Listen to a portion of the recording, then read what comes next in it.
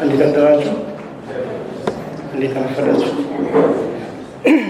እግዚአብሔር አምላካችን ስም የተባረከ ይሁን። እግዚአብሔር ይህን ጊዜ ስለሰጠን እግዚአብሔርን እጅግ እናመሰግናለን። ከኔ ጋር ዛሬ ደግሞ እግዚአብሔርን ቃል አብረን እንከፋፍላለን።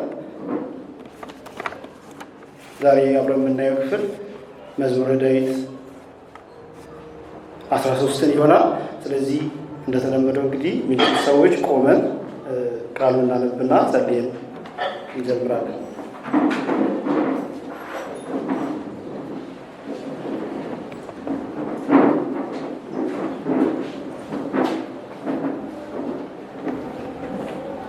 እሺ፣ ለዘማሪዎች አለቃ የዳዊት መዝሙር። ያህዌ ሆይ እስከ መቼ ለዘላለም ትረሳኛለህን? እስከ መቼስ ፊትህን ከኔ ትሰውራለህ? በነፍሴ ውስጥ ትግል ወይም ምክክር የማደርገው በልቤ ዕለት ዕለት ሐዘን የሚኖረኝ እስከ መቼ ነው? ጠላቴ በላዬ ላይ እስከ መቼ ይወረዳል? ያህዌ አምላኬ ሆይ ተመልከት፣ ስማኝ። በሞት እንቅልፍ እንዳልተኛ ዓይኖችን አብራ። ጠላቴ ያሸነፍኩት እንዳይል እኔም በወድቅ ወይም ብናወጥ ባልጋራዎቼ ደስ እንዳይላቸው፣ እኔ ግን በታማኝ ፍቅር ታመኑ። ልቤ በማዳንህ ሐሴት ያደርጋል። በልግስና አድርጎልኛልና ባለውለታዬ ነውና ለእግዚአብሔር ዘምራለሁ። እግዚአብሔር አምላካችን ሆይ እናመሰግንሃለን። ጌታ ሆይ ይህን ጊዜ ስለሰጠህ እናመሰግንሃለን። አባት ሆይ ዛሬ ደግሞ በፊትህ ጌታ ሆይ ባሪያ የጸለየውን ጸሎት የዘመረውን መዝሙር ዛሬም ጌታ ሆይ ለእኛ ትምህርት ይሆን ዘንድ ከአንተ ጋር ያለንን ግንኙነት እንዲያሳይ ዘንድ በዚህ ቦታ ልናይ ተሰብስበናል። እግዚአብሔር ሆይ እኔንም እግዚአብሔር ሆይ ወገኖችንም እንድትረዳ እንለምንሃለን። ጌታ ሆይ ቃልህ የሚለውን ብቻ ማለት እንድንችል እንድትረዳ እንለምንሃለን። እግዚአብሔር ሆይ በዚህ ቦታ አስቆም፣ ቃልህ የሚለውን ማለት እንድችል ሌላ ነገር እንዳልቀላቅል እግዚአብሔር ሆይ ከቃልህ መናገር እንድችል እኔን እንድትረዳኝ እለምንሃለሁ። አባታዊ ወገኖችንም ደግሞ ቃልህ የሚለው ብቻ መስማት እንድችሉ እንድትረዳቸው እለምንሃለሁ። ጌታ ሆይ ደግሞ ባለን ጊዜ እግዚአብሔር ሆይ የምንጽናናበት የምንበረታበት ያንተን ታማኝነት፣ ያንተን ፍቅር፣ ያንተን አባትነት የምናይበት እንዲሆን እለምንሃለን። ቀሪ ጊዜያችን ሁሉ ያንተ አደራ ሰጠን። በሕያው ልጅ ክርስቶስ ኢየሱስ አሜን። ተባረክ።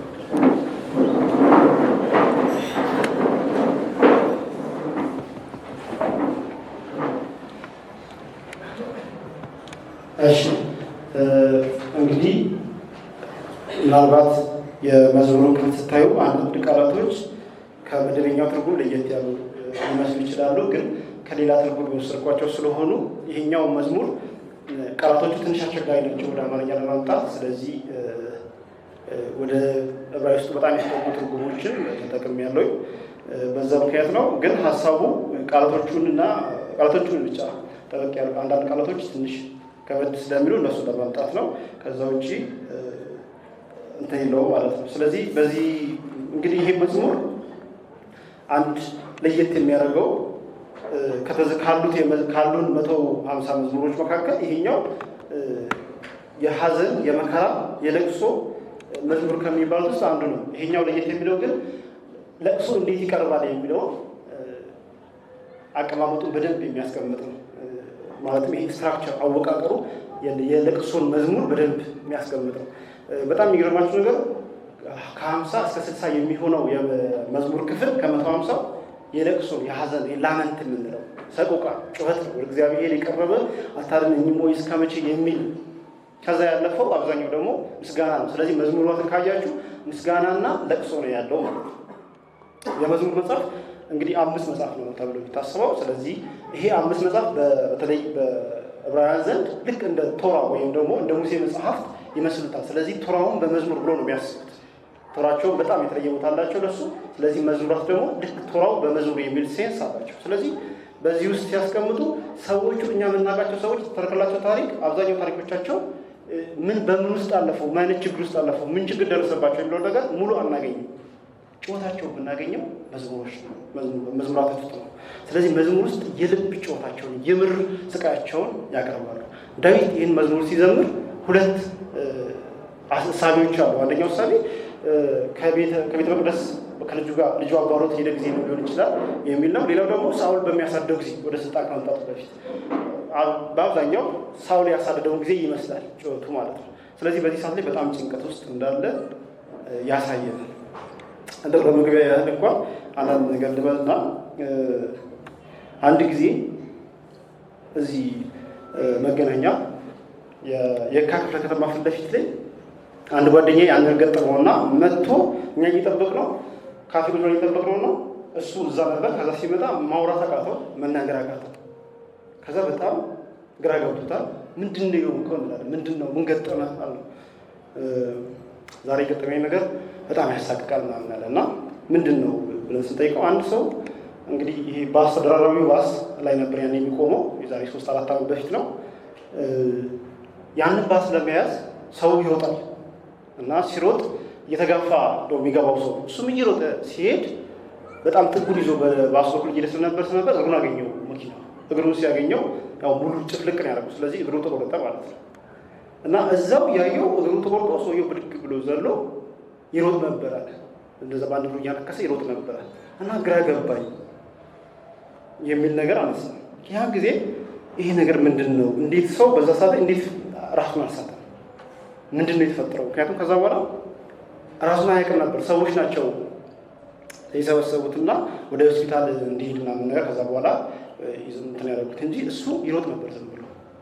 ከዛ ይሄ ነገር ምንድነው ብዬ ስፈልግ አንድ ነገር አገኘው። ለካ ሰውነታችን ራሱ ተፈጥሮ ልክ እንደዚህ አይነት አጋጣሚ አደጋ ሲደርስብን በጣም አደገኛ የሆነ በጣም አጋጣሚ ሆኖ በጣም አደገኛ የሚሰቀጥጥ አይነት አደጋ ሲደርስብን ደንግጠን ተርበትብተን የሆነ እርምጃ ከመውሰድ ወደኋላ እንዳንቀር ይሄ ህመም እንዳይሰማን ብሎክ ያደርግና ቶሎ ብለን እንድናመልጥ ያደርጋል። እንትኑ ይህን የሚያደርግበት ሂደት ኤስአይ ይባላል። ሙሉም አላነበው የሕክምና እንትን ስለሆነ ተሳስቼ በኋላ እንትን እንዳለ እና ታቻኩት ኤስአይ የሚባል ይሄ የሰውነታችን ክፍል ልክ እንደዚህ ከባድ አደጋ ሲደርስብን ህመም እንዳይሰማን ያደርጋል፣ ያድንዘናል ማለት ነው። እና ሰውነታችን ህመም እንዳይሰማው የሚያደርገው ምንድነው?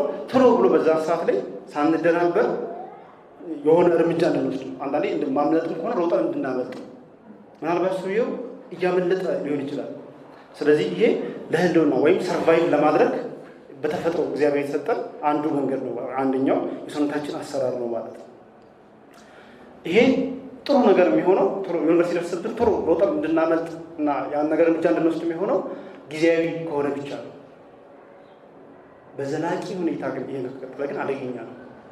ሰው ታሞ መታመሙን አያውቅም። ስለዚህ መታከም አይችልም። ካልታከመ ደግሞ አይድንም ማለት ነው። ለምንድን ነው ያነሳው? ይሄ ምሳሌ ምን አገኛለሁ ከምልክት ጋር ምንድን ነው ያገናኘው ልትሉ ትችላላችሁ። የደረጀን መዝሙር ሰምታችሁ ከሆነ የሚዘረዝራቸው ነገሮች አሉ። አሁን የተዘመረው ላይ ምንድን ነው ሀገራችን ላይ እየተካሄደ ያለው? በግል ህይወታችን ያለው ጉዳይ ምንድን ነው? ሞት፣ ጦርነት፣ የኑሮ ውድነት፣ መከራ፣ ስቃይ፣ ብዙ ነገሮች አሉ። ለእነዚህ ያለን ምላሽ ምን አይነት ምላሽ ነው? ድንዝዘናል ልክ እንደዛ እንደ ጥሩ ወይስ ምላሽ ይሰጣል? ችግር የለም ሁሉም ሰላም ነው ምንም የደረሰብህ ነገር የለም ወይም ደግሞ በህይወቴም ብዙ የደረሰብህ ነገር የለም ካለ እናመሰግናለን። እውነት ነው፣ ምስጋና ያስፈልጋል ለእግዚአብሔር። ግን የምራችንን ነው ሰላም ነው ስንል ሰላም ነው ብለን ስንዘምር የምራችንን ከሆነ እውነት ነው ለእግዚአብሔር ክብር ይገባል ሰላም ስለሆነ ነው ወይስ ድንዛዜ ውስጥ ሆነን ነው? የምር ደንዝዘን ነው ወይስ ሰላም ስለሆነ ነው ምንም ችግር ስለሌለ ነው ወይስ አታማር? እግዚአብሔርን ማማረር አይቻልም፣ እሱ ትክክል ነው የሚያደርገውን ነገር ያውቃል፣ ስለዚህ ዝም ብለህ መቀበል ነው የሚል የሃይማኖት ድንዛዜ ውስጥ ነው ያለው። ሃይማኖት ያደነዝዛል አንዳንዴ ሲባል እንደዚህ አይነት ነገሮች ናቸው። አንዳንዶቹ የሚሆነውን ነገር መካድ፣ ምንም አልደረሰብኝ፣ ምንም የሆነ ነገር የለም። የስፒሪቹዋል ነምነስ ድንዝዝ ማለት መንፈሳዊ ድንዛዜ። በየቦታው ሰው ይሞታል፣ እኛ ላይ የሚደርስ ነገር አለ፣ ግን ደግሞ እንዳታማሩ እግዚአብሔርን ማማረር አይቻልም ይባላል። መጽሐፋችን እንደዛ ነው ወይ? መጽሐፋችን ላይ ያለፉት ሰዎች እንደዛ ናቸው ወይ? የምር ችግር ውስጥ ሆነው በቃ ችግር ነው ግን ደግሞ ክደዋል። አመሰግናለሁ በችግር ውስጥም ቢሆን ዝም ብዬ አመሰግናለሁ እንጂ አላ እንዴት ከምስጋና ውጭ ካፍ አይወጣም ነው ያሉት። ስለዚህ ዛሬ የምናየው የመዝሙር ክፍል ይሄን ይመልስልናል። የመዝሙሩን አወቃቀር እና ከዛ በፊት ጥያቄ ልጠይቃችሁና እስኪ እንድታስቡበት። ሰላም ነው ስንባል የሚሰጠው መልስ ምን ያህል እውነት ነው? ሰላም ነው ብለን ስንጠይቅ ከዛ በኋላ ሰላም ነው ሁሉ ሰላም ነው ስንል የምራችንን ነው ራሳችንን እንድንጠይቅ ነው ወይስ የመንፈሳዊ ድንዛዜ ገጥሞን ይሆን? በዚህ ውስጥ እንግዲህ የሚያስፈልገን እውነተኛ እምነት ነው። እውነተኛ እምነት ደግሞ እግዚአብሔርን የሚሞግት እምነት ነው ማለት ነው። እነዚህን ክፍሎች በመዝሙር ውስጥ እናገኛቸዋለን ዛሬ በምናየው መዝሙር ውስጥ። ምክንያቱም ይሄ መዝሙር ለእንደዚህ አይነት ኬስ በደንብ የተዋቀረ ስትራክቸርድ የሆነ መዝሙራችንን ሶስት ቦታ ይሄ መዝሙር ሶስት ክፍሎች አሉት። የግጥም አወቃቀሩ ሶስት ቦታ ከፈለ። የመጀመሪያው ቁጥር 1 እስከ 2 ያለው የመናወጥ የብሶት ጩኸት። ሁለተኛው ክፍል ልመና አይኖችን አብራ የሚል ከዛ ተከታታይ ልመናዎች አሉት። ሶስተኛው አዲስ መገለጥ ወይም ደግሞ ይሄ አዲስ አቋም ይዛል። ስለ እግዚአብሔር ያለውን እይታ ይዝና መልህቁን ጥልቅ መልህቁን ይጥላል። ይሄ መልህቅ የቃል ኪዳን መልህቅ ይዋለው። ክፍል 1 ዘንድ ይወስድ ክፍል 1 የብሶት ጩኸት ነው። ያህዌ ወይ እስከ መቼ በዚህ ሁለት ቁጥር ውስጥ 4 ጊዜ እስከ መቼ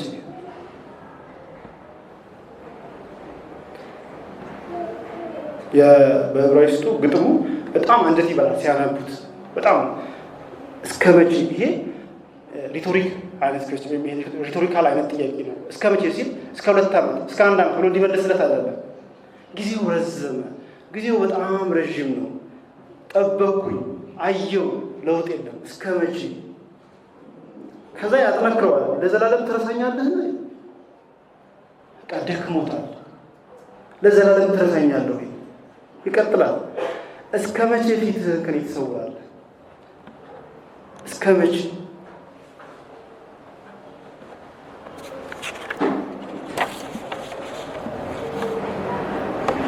እስከ መቼ በነፍሴ ውስጥ ትግል ምክክር ማድረግ ነው? እስከ መቼ ነው? በልቤ ዕለት ዕለት ሐዘን የሚኖረው እስከ መቼ ነው? ጠላቴ በላይ ላይ እስከ መቼ ይበረታል? እስከ መቼ ከፍ ከፍ ይላል? እስከ መቼ? 4 ጊዜ እስከ መቼ። በመጽሐፍ ቅዱስ እንደምታውቁት አንድ ቃል ከተደጋገመ ጉዳዩ እሱ ነው ማለት ነው። ርዕሴም ለዛ ነው። እስከ መቼ እስከ መቼ።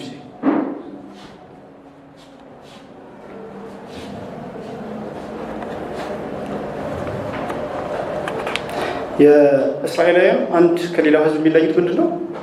እግዚአብሔርን ይጠይቃሉ። ችግሩ ሲገቡ ምን ነው ይላሉ።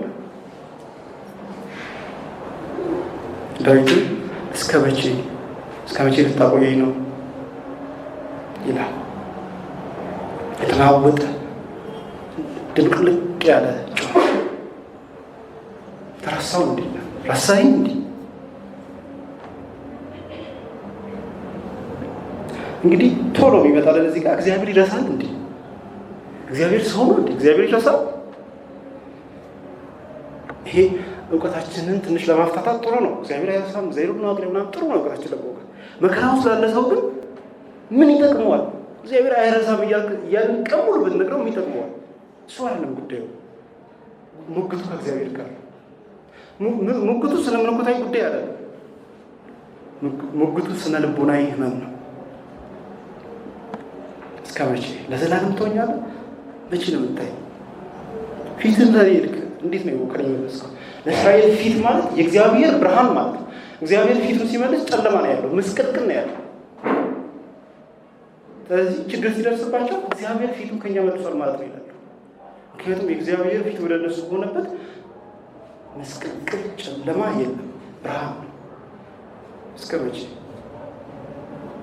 በነፍሴ ብቻዬን መሟገተው እስከ መቼ ነው? እስከ መቼ ነው የሙግት የሚቀጥለው?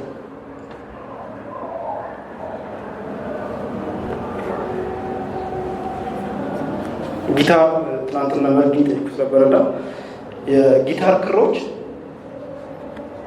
የሚቃኙበት ቅኝት ወይ በጣም መወጠር የለበትም ከአቅም በላይ ወይ ደግሞ መርገብ የለበትም። ትክክለኛ ቅኝት አለው። በጣም ከተወጠረ ይበጠሳል። እስከ መጨረሻ ወጥራችሁ ሄዳችሁ ሊበጠስ ይችላል። ባይበጠስም ትክክለኛውን ድምፅ አታገኙ። በጣም ከላላም እንደዛ የሚያስፈልገውን እንትን አያወጣም፣ ድምፅ አያወጣም። ስለዚህ በትክክለኛው መቃኘት አለበት፣ ግን መወጠር አለበት። እንደዚህ አይነት መከራዎች እንደዛ ናቸው። በጣም ከገፋናቸው ጭንቀቱን ይዘን እስከ መጨረሻ ድረስ ብቻችንን ከሄድን ይበጠሳል። ያ ማለት እኛን ይዞን ይጠፋል ማለት። ከደነዘዝን ግድ ካልሰጠን ደግሞ ከነ መከራችን ከነ ችግራችን ምንም ለውጥ ሳናመጣ የሚጣፍጥ ዜማ ሳናወጣ እንኖራለን ማለት ነው። ስለዚህ የሚያምር ሙዚቃ እንዲወጣ በትክክል መቃኘት አለበት ማለት ነው። ይሄ ዘማሪ በትክክል መልእክቱን እየቃኘ ነው። እስከ መቼ ጡዘቶች ደርሷል። በዚህ በኩል የእግዚአብሔር ተስፋ አለ፣ በዚህ በኩል ደግሞ ሌላ መከራ አለ። ስለዚህ ይሄን መከራና የእግዚአብሔርን ተስፋ እንዴት ያደርገው? በሁለቱ መካከል ተወጥሯል፣ ግን ደግሞ ቅኝቱን አይለቅም። ስለዚህ በችግር በመከራ በሀዘን ጊዜ ወደ እግዚአብሔር መጮህ እስከ መቼ አታይም? ካላንተማናት አንተ አታይ እስከ መቼ ድረስ አልቀበል ይሄ ነገር እንዴት ይሆናል በኔ ላይ የሚለው ነገር ወደ እግዚአብሔር ጩኸት ቀጥሎ የሚያወጣው ነገር አለው ማለት ነው። ይሄ ጉዳይ ጥላቴ ሲመጣብኝ የጠቀሳቸውን ነገሮች ብታዩ በጣም አስገራሚዎች ናቸው። ይህ ሁሉ ነገር ሲሆን እስከ መቼ?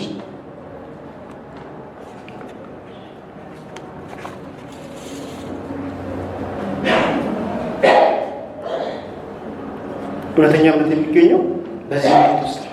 እግዚአብሔርን ማመን በእንደዚህ አይነት ውጥረት ውስጥ ነው የሚገኘው። እውነተኛ እምነት የምንለው በእንደዚህ አይነት መከራ ውስጥ ነው። እግዚአብሔር ብናዜማው እውነተኛ ዜማ ከዚህ ውስጥ ነው የሚወጣው። በሐቀኝነት እግዚአብሔር ፊት ካልጮህ የት ነው የምንጮህ? ሀገራችን ላይ በሚሆነው ነገር፣ እኛ ላይ በሚሆነው ነገር ወደ እግዚአብሔር ካልጮህ ማንን ነው እናታለን? መዝሙረኛው ይጮሃል። እስከ መቼ እስከ መቼ? ምክንያቱም ለረዥም ጊዜ ነው ጉዳዩ የአጭር ጊዜ ጉዳይ አይደለም፣ የረዥም ጊዜ ጉዳይ ጠብቋል። ቢያይ ለውጥ የለም።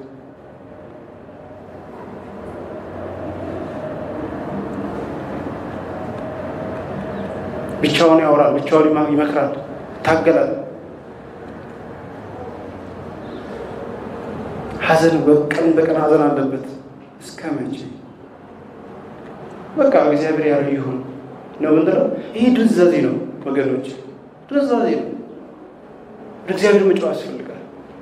በደረሰው መከራ ወደ እግዚአብሔር መጮህ ያስፈልጋል። ምናልባትም ይሄ መዝሙር በጣም ብዙ ጊዜ የጸለየበት ብዙ ጊዜ የጠየቀበት ሊሆን ይችላል፣ ግን አያቋርጥ።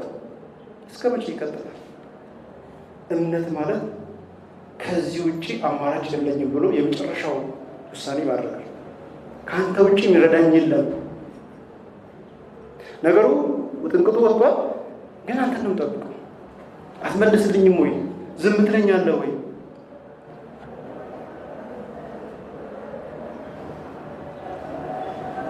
ይህን እንግዲህ ስናስብ ሌላኛው መዝሙር ትዝ የሚለን መዝሙር 22 ጌታችን መስቀል ላይ ይጸልያል። አምላኬ አምላኬ ስለምን ተውከኝ? ጌታ በታላቅ መከራ ውስጥ ሲያልፍ ለምን ተውከኝ? ለምን ተውከኝ? ንጉሳችን በዚህ ውስጥ አልፏል። መከዳትን፣ መረሳት፣ መተወት፣ በሰዎች መገፋት፣ የመጨረሻውን መከራ በዚህ ውስጥ አልፏል። በዛ መከራ ውስጥ መዝሙርን ነው ይጸልያል። ያስተምረናል። ስለዚህ ከመዝሙራት እንዴት እንደምንጸልይ መማር ይቻላል። ጌታችን ከመዝሙራት ከሆነ ጮትን ያሰማው መዝሙርን ከሆነ የጠቀሰን መዝሙር 22 ከሆነ የጸለየው እኛ መዝሙራትን ጠጋ ብለን ልናያቸው ይገባል። በጭወታችን ጊዜ ምን እንበል? በጭንቀታችን ጊዜ ምን እንበል? ምድር የተደፋ ሰማይ የተደፋብን ምድር ተከፍታ ልትወጣ የደረሰች ሲመስል ምን እንበል? እንጩህ ወደ እግዚአብሔር። አታይም ወይ እንበል? ፊትህን ለምን ላይ ከሰወርክ እንበል? ይህንን መዝሙር ለመዘመር የእግዚአብሔር ዝሙር ያስፈልጋል። መጀመሪያ ዝም ብሎ መንገደኛ መጥቶ ይህን አይዘምር። በኋላ ላይ እናየዋለን። እኛ ደግሞ የእግዚአብሔር ሕዝቦች ነው። ምናልባት የእግዚአብሔር ሕዝቦች ያልሆነን ካለ ይህን መዝሙር ለመዘመር በጌታችን በክርስቶስ ኢየሱስ ማመን አለብን።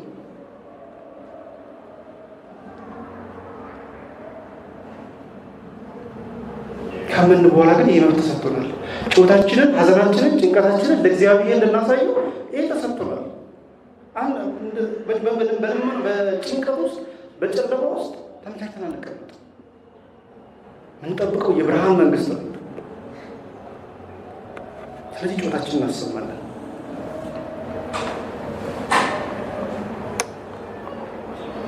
ያልተነገረ ህመም አይፈወስም። ወደ እግዚአብሔር መጮህ አለብን ማለት ነው። ወደ ክፍል 2 እንግዲህ ከቁጥር 3 እስከ 4 ያለው ልመና ነው። አስገራሚ ነው ስራቸው። አንዳንድ ጊዜ ሰምታችሁ ከሆነ ጸሎት ላይ ምናምን ሲባል ቀድሞ አንዳንድ ቦታ ቀድሞ የንስሐ ነው ይባላል። ቀድሞ እንዲህ እግዚአብሔር ፊት እንዴት እንቀርባለን? ኃጢአታችን ስናዘዝ ይባላል። አንዳንድ ቦታ ደግሞ በምስጋና ጀምረው ነው። አንዱ ልቡ ተጨንቃበት በመከራ ውስጥ ላለ ሰው እግዚአብሔር ንስሐ ቀድሞ አልገባህም የሚል ይመስላችኋል? እግዚአብሔር እንደዛ አለ። እግዚአብሔር የረሳው ልብ ሲወድቅ የሰው ልብ ዝቅ ሲል ይሰማዋል። ስለዚህ ሐና ልቤ እግዚአብሔር ተፈሰስኳቻ ጭንቀት ሐዘን እሱ ፊት ታማኝ ነው። እሱ ሰሚ ነው። ስለዚህ ወደ ልመናው እንኳን የሚመጣው መጀመሪያ ይሄን ነገር እስከመቼ ብሎ ጩኸቱን አሰምቶ ከዛ ነው ጌታ ሆይ ብሎ መጀመሪያ ጮኸ። ወጥቶ የያዘው ጭንቀቱን መጀመሪያ ያራግፋል። ከዛ ወደ ልመና ይመጣል።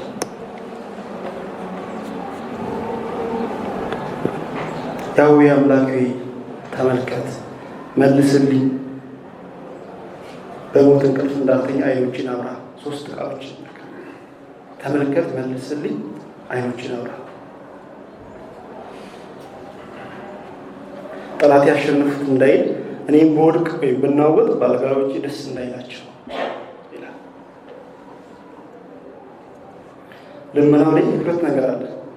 አንደኛ እንዲህ አርግልኝ የሚልና ምክንያቱ ደግሞ ጠላቶቼ ደስ እንዳይላቸው አሸነፍኩ ብሎ ጠላቴ እንዳይጨፍ ምን እያለ ታስታውሳላችሁ? ምድረ በዳ ላይ ሙሴ ሕዝቡን ካወጣ በኋላ እግዚአብሔር በቃ ይህን ጨርሰዋለሁ በቅቶኛል ብሎ ሲል ሙሴ ምን ነበር ያለው? ከግብፅ ምድር አውጥቶ ከነዓን ላይ ያስደርሳቸው አልቻለም፣ ይኸው ምድረ በዳ ላይ ፈጃቸው ተብሎ ያንተ ስም እኮ ነው የሚጠፋው ብሎ ይለዋል። እስራኤላውያን ሁል ጊዜ የነሱ ጠላት የእግዚአብሔር ጠላት። ስለዚህ ጠላቱ እዚህ ጋር ከፍ ማለቱ ለሱ የእግዚአብሔር ጉዳይ የእሱ ጉዳይ ብቻ አይደለም።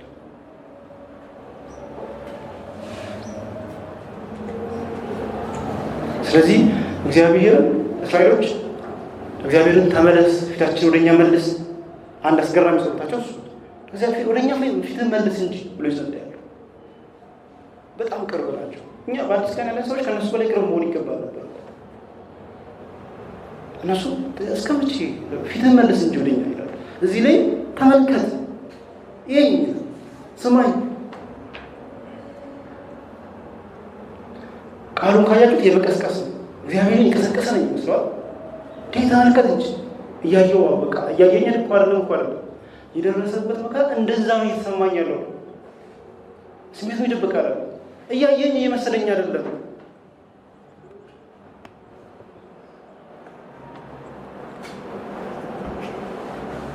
ተመልከተኝ፣ እየሰማኝ እየመሰለኝ አይደለም።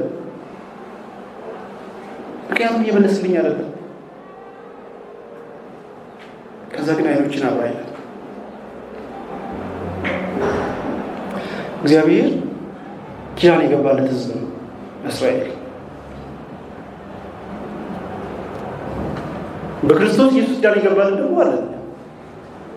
የእስራኤል የመጨረሻው ተስፋ የተሰጠ ያገኘ በክርስቶስ ኢየሱስ ትንሣኤና ሞት ሁሉም ነገር የተረጋገጠልን ሰዎች እኛ ምን ያህል ቅርብ መሆን አለብን በዚህ ቤት ውስጥ? እግዚአብሔር ለምን አይገባው? ምንም ችግር ገጥሞኝ አያውቅም፣ ምንም ችግርም የለብኝም፣ ማየው ነገር ሁሉ ሰላም ነው የሚል ሰው ይህን ጮታ ሊመጫው ይችላል። ካለ ግን ምንድን ነው እያደረገው ያለ ነው? ለምን ይገባል? ሁለተኛው ፖይንት ልመና ነው። እግዚአብሔርን ለምን ይገባል? ስማ ተመለከት እንጂ የሚሆነውን ነገር ልንል ይገባል። ማን አለ ከሱ ውጭ? ማንን የተማመነው ከእግዚአብሔር ውጭ? የእውነት ከተማመን ነው ደግሞ ስማ ልንለው ይገባል ማለት ነው።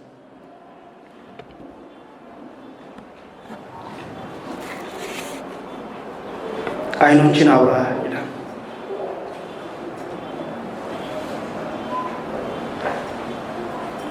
በዚህ ፖይንት ላይ እንግዲህ እግዚአብሔር በዋናነት የሚፈልገው እግዚአብሔር እየሰራ ያለው ስራ እግዚአብሔርን ማየት ፈልጓል። አይኖቹ እንዲበሩ ፈልጓል። የአሁኑ ልመናው ደግሞ እግዚአብሔር ጩኸቱን ካስቀምጠ በኋላ ቀጥሎ እግዚአብሔር እንደማይተው ደግሞ ያውቃል። እግዚአብሔር በዛ መከራ ውስጥ እንዳው በዛ ጨለማ ውስጥም አብሮት እንዳለ ያውቃል። ስለዚህ አይኖችን አብራ ይለዋል። እግዚአብሔር አንድ የሚገርመኝ ነገር ሁሌ ከሕዝቡ ጋር ከነዓን ጠብቃችኋለሁ፣ ሰራዊት ልክና አስወጥቻችሁ ከነዓን ጠብቃችኋለሁ ነው እንዴ? የሕዝቤን ጩኸት ሰምቼ ወረድኩ ወደ ግብፅ። እግዚአብሔር ሕዝቡ ወደ ምርኮም ሲሄድ አብሮት ይሄድ ነበረ። ሕዝቅኤል ላይ ታገኛላችሁ። እግዚአብሔር በመከራው ስንሆን ርቆ ማለት ነው። እግዚአብሔር አብሮን አለ። ከዛ ቅድም ተመለከተኝ ያለው እንዳይ ግን እኔ ደግሞ እንዳይ ደግሞ አይኔን ክፈት ይላል። አብረኝ እንዳለ እንዲሰማኝ ደግሞ አይኔን ክፈት፣ ያን እንዳየው ደግሞ አይኔን ክፈት ይላል። ስለዚህ ጨለማ ውስጥ ነው ያለሁት። ስለዚህ ብርሃን ያስፈልገኛል። እግዚአብሔር እንዴት ነው የሚሰራው? እንዴት ነው አሰራሩ? አሰራሩማ ድንቅ ነው። ይሄን ለማየት ግን አይኖችን አብራ ይላል። ከዛ ደግሞ እንዳልደንዝዝ ይላል። የሞት እንቅልፍ የሚለው እሱ መደንዘዝ፣ ጨለማ ያደንዝዛል፣ ተስፋ መቁረጥ።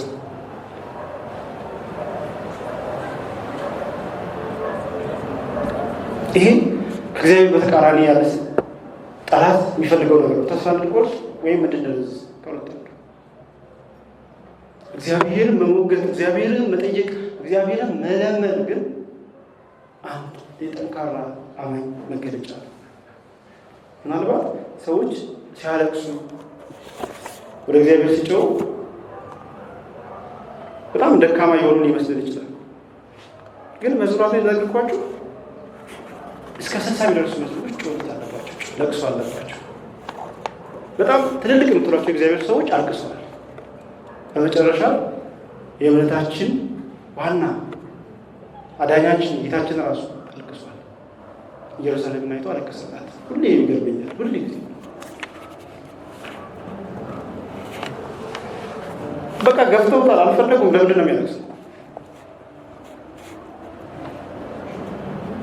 ምክንያቱም እግዚአብሔር ለሰው ልጅ ያለው ማለት ይሄ አይደለም።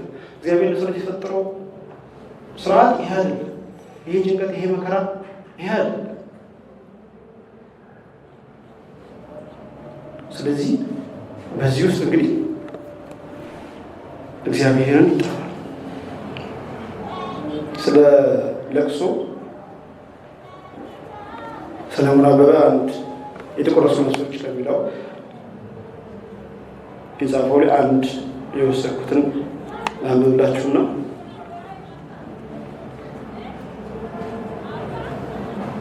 እንግዲህ ከላይ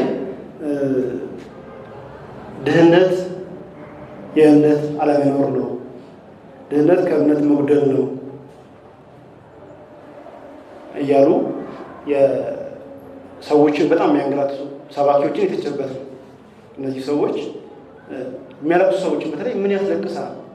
እግዚአብሔር አባት አለ እንዴ? እዘዝ፣ እንደዚህ ይሆናል ብለህ ተናገር የሚሉ ሰዎችን የተቸበት ነው።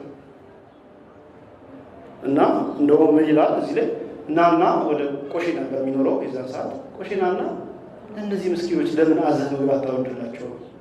ስላቅ ይላቸዋል። እነዚህ ሰዎች በተቸበት ክፍሉ ላይ እንደዚህ ይላል።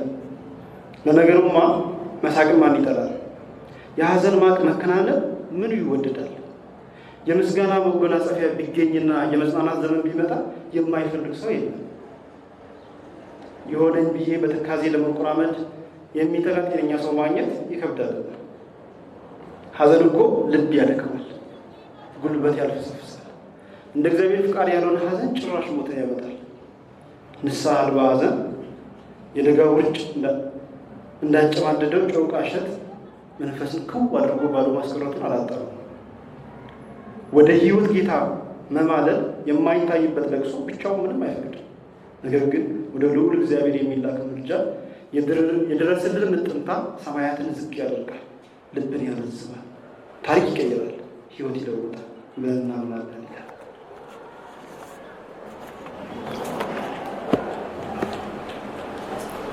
ከእግዚአብሔር በላይ ለደረሰብን መከራ የሚያዝን ጌጥም አናገኝም። ስለዚህ ወደ እሱ እንጮኻለን። ሶስተኛው ክፍል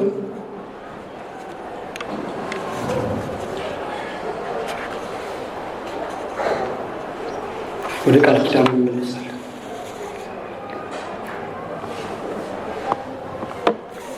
እግዚአብሔርን ረሳኸኝ ሆይ ታውከኝ ሆይ እስከ መቼ ስማኝ እንጂ ይሄኝ እንጂ እያለ ይቆይና ዓይኔን አብራ ብሎ ከጸለየ በኋላ ቀጣዩ ክፍል ለየት ይላል። አስተላለፉ የሆነ ድንገት የተቀየረ ይመስላል።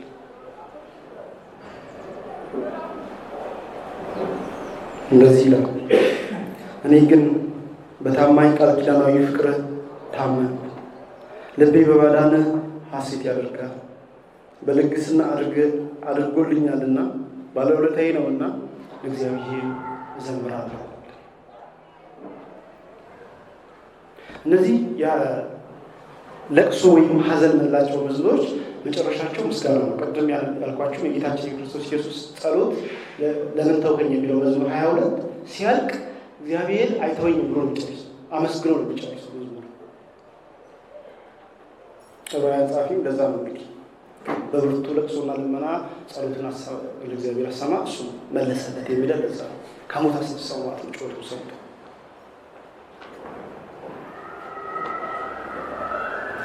ስለዚህ በዚህ ክፍል ላይ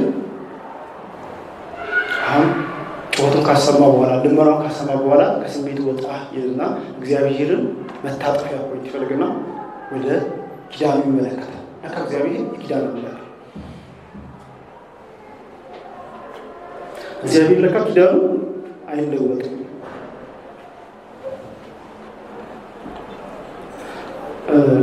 ድልድይ ከተሰራ በኋላ ጠንካራ ድልድይ በስሩ ውሃ ሲያልፍ ማህበሩ የትኛውንም ያህል ቢናወጥ ድልድዩ እንደቆመ ይቀራል። ጠንካራ መሰረት እስካለው ድረስ ይሄ አለት ድልድዩ ሊጥረጭ ግን ስቲል መናወጡ ግን አለ። መርከብም እንደዛ መልህቁ ነው የሚይዘው። ስለዚህ ጩኸት አለ፣ ለቅሶ አለ፣ እንባ አለ። ግን በዛም ያበቃ አይደለም። ለካ እግዚአብሔር ቃል ኪዳን አምላክ ነው። ለካ እግዚአብሔር በዚህ ውስጥ መልስ አለ። ለካ እግዚአብሔር የኔ አምላክ ነው ይላል። እዚህ ጋር ብሉይ ኪዳን ላይ በጣም አስገራሚ ቃል አለች። በአማርኛውም በእንግሊዝኛውም ብዙ ብትባል የሆነ ልብ ማታደርስ ለእስራኤሎች ግን ሁሉ ጊዜ የምታገኙ በተለይ መዝሙራት ላይ በጣም የምታገኙት ሄሴድ የሚለው ሄሴድ ቸርነት፣ አንዳንድ ቦታ ቸርነት ተብሎ ይፈታል፣ አንዳንድ ቦታ ምህረት ተብሎ ይፈታል። አዲሱ መደበኛ ትርጉም ቢቸግረው ጽኑ ፍቅር ተብሎ ይፈታል። ምንድን ነው ሄሴድ? ሄሴድ የእግዚአብሔር ቃል ኪዳናዊ ግትርነት እንበል። በቃ አልተዋችሁ፣ የማይተው ፍቅር በምን ውስጥም ቢሆን ለእነሱ ሄሴድ ወሳኝ ነው።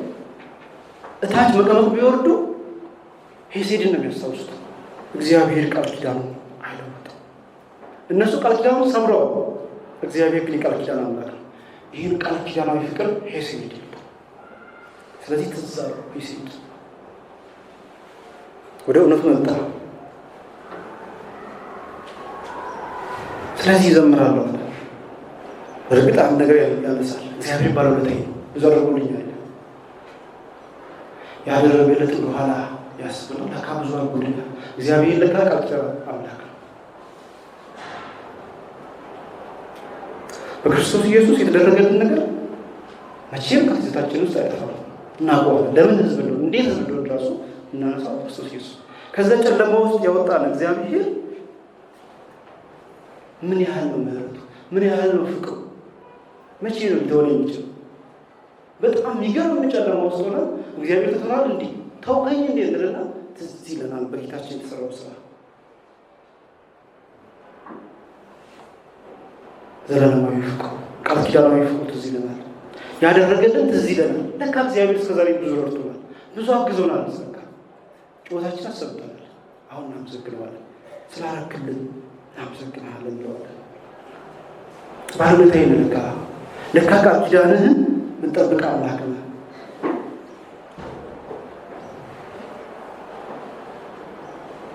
ስለዚህ ወደፊት የሚሆነውንም አምናለሁ። አድርጎልኛል፣ አመሰግናለሁ። ባለውለታዬ ነው፣ አመሰግናለሁ። ምክንያቱም ትላንት አድርጎልኛል፣ ወደፊትም ያደርግልኛል። ለምን? እግዚአብሔር ታማኝ ስለሆነ፣ እግዚአብሔር ፍቅሩ ማይቋረጥ ስለሆነ። ስለዚህ ይዘምራለሁ።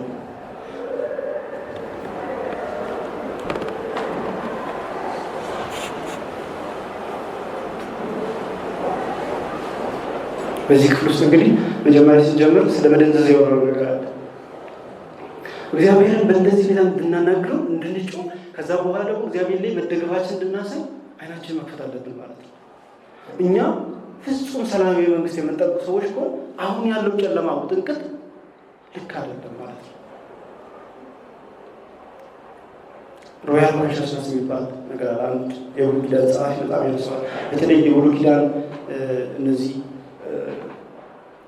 ነገስታት ህዝቡን አንድ ነገር ያደርጋሉ፣ ያደነዝዛሉ። በተቻለ አቅም ይሄ ነገር ድሮም አለ፣ አሁንም በደንብ የሚሰራ ነገር ነው። ነገስታት ምንድን ነው የሚያደርጉት? ሰው እንዲያማርር አይፈልግም፣ ችግሩን እንዲናገር አይፈልግም። ምክንያቱም አብሮ ይመጣ ነገር አለ። ብሶት እየተቀጣጠለ ሲሄድ ብዙ ችግር ይመጣል። ስለዚህ በተቻለ አቅም ሰላም ነው፣ ከዚህ የተሻለ ነገር የለም የሚል ነገር ያስተላልፋል። እኛም መንፈሳዊ ፖለቲካ የያዘ ይመስለኛል። እግዚአብሔርን ምን ነው እንደዚህ ያደረገ የምንለው ለስልጣኑ የሚፈራ ይመስላል። ሌላው እኮ ለስልጣኑ ስለሚፈራ እኮ ነው። ይሄ ከተነሳ በኋላ ላይ ችግር ስለሚመጣ እግዚአብሔር እኮ ያስፈራው ነገር ምን ነው ብንለው፣ ይሄ ነገር ትክክል አይደለም ብንለው፣ የደረሰብኝ ነገር እንደዚህ አይደለም ብንለው የሚያስፈራው ነገር የለም። እግዚአብሔር እንደው ይፈልገዋል። በኋላ ላይ ሲመልስልን በእሱ ላይ ያለን መደገፍ ከፍ ይላል። ጮኸን አንቅዘን እሪ ብለን ለሚመለስ መልስ እናታችን ጨምራል። እግዚአብሔር ጋር ያለን ቃል ኪዳን ይሄ ከምናወራው ያልፋል ማለት ነው። ስለዚህ እግዚአብሔር እንድንጮህ ይፈልጋል። ለምንድን ነው የምንጸልየው? እግዚአብሔር ያውቅልን ዝም ብሎ ለምን አይሰጠንም? ለምን ጸልዩ ተባለ? ጉዳዩ የተግባር ጉዳይ ከእግዚአብሔር ጋር ያለ ህብረት ነው። ስለዚህ ቅድም ያነሳነው የአደጋ ጊዜ ድንዛዜ አጭር ጊዜ ሊጠቅም ይችላል። ለሆነ ጊዜ ያህል ለመሻወር ይጠቅማል። ግን ችግሩ ዋናውን ችግራችንን ግን አይፈታም። ስለዚህ ችግር ላይ መደንዘዝ ያስፈልጋል። ክርስቲያን በፖለቲካው፣ በኢኮኖሚ፣ በሁሉ ነገር ላይ እያየ ወደ እግዚአብሔር ድምፁ ማሰማት አለበት። ለምን ማለት አለበት? እግዚአብሔር ወይ ማለት አለበት። ለዚች ምድር ማን ነው የሚማልደው? ለዚች ምድር ማን ነው የሚጮኸው? ከኛ ውጭ ማን ነው ለሰው ልጆች መጎሳቆል፣ በየቦታው መውደቅ ግድ የሚለው ከኛ ውጭ ማለት ሲነገር ሰው ተዋርዶ ያከብረው ጌታችን እኮ ማለት ለሰው ልጅ ይህን ያህል እግዚአብሔር ክብር እንዳለው እናውቃለን። ታዲያ እኛ እንዴት ተመቻቸን? በዚህ ውስጥ እንዴት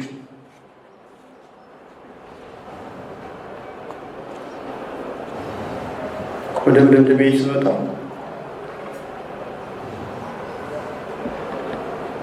እግዚአብሔር በእውነታችን ስለሆነ መጨረሻ ላይ እንጮኻለን፣ እናመሰግናለን።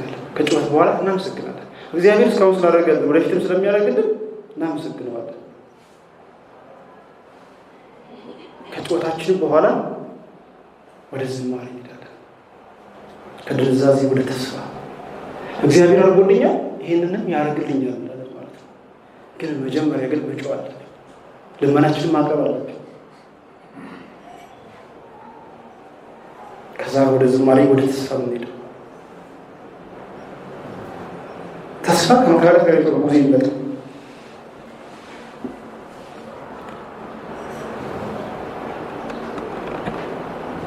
እስቲ የምናሰላስለውን በመጨረሻ ውስጥ አንዳንድ ነጥቦችን ላንሳና እነዚህ ጉዳዮች ላይ በደንብ ማሰላሰል ይኖርበታል ማለት ነው። እስከ መቼ ምንድነው ነገር የለም ህይወታችን? እስከ መቼ ጌታ ሆይ ያስብለን ነገር የለም? አንሱት ዛሬ እስከ መቼ ይሉት?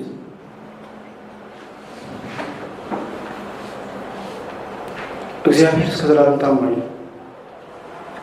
እግዚአብሔር ቃል ኪዳናዊ ፍቅሩ የሚቋረጥ አይደለም ለዘላለም። ስለዚህ በሱ ላይ እንጠራ፣ እምነታችን እንደሚመለስልን እርግጠኞች ነው።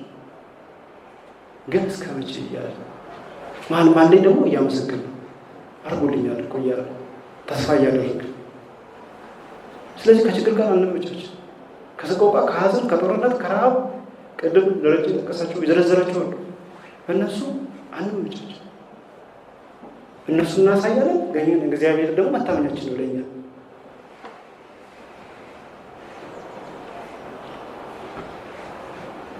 ግን ለእግዚአብሔር እነሱ እናሳየዋለን። እግዚአብሔር አምላካችን ሕያው የሆነ ህብረት እንድናደርግ ይፈልጋል ከእሱ ጋር። ምን ማለት ነው ሕያው ህብረት? እውነተኛ ስሜታችን እንድናቀርብ፣ እውነተኛ ማንነታችን በፊቱ እንድናቀርብ ይፈልጋል። በዛ ውስጥ ተስፋ እንድናደርገው፣ ፍቅሩ እንድናስታውስ ይፈልጋል።